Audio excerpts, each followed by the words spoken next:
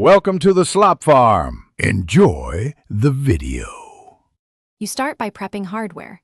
Charge the Pro controller or attach both Joy-Cons and ensure at least half battery so pairing won't drop.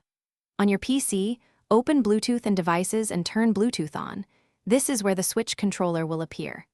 Next, press and hold the small sync button on the controller for about 5 to 10 seconds until the lights flash. This signals pairing mode.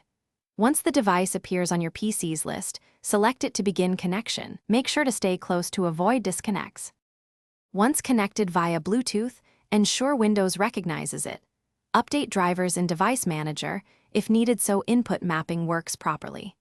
Then open Steam Big Picture mode and enable Switch Pro or generic controller support under Controller Settings. Steam can remap and expose the controller to other launchers.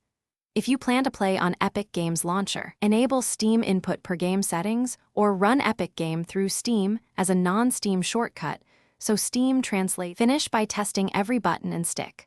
Open Windows Game Controllers or Steam's Controller Tester and run your Epic Game to verify mappings. Remap buttons if needed inside Steam Input.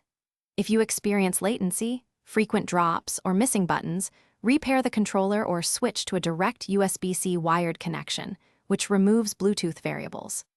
If pairing still fails, reinstall Bluetooth drivers and try a different USB port or adapter. One key troubleshooting tip.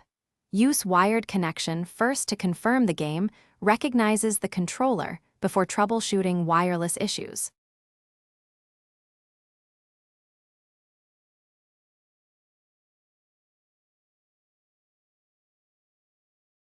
Thanks for watching. Consider subscribing if we helped you today.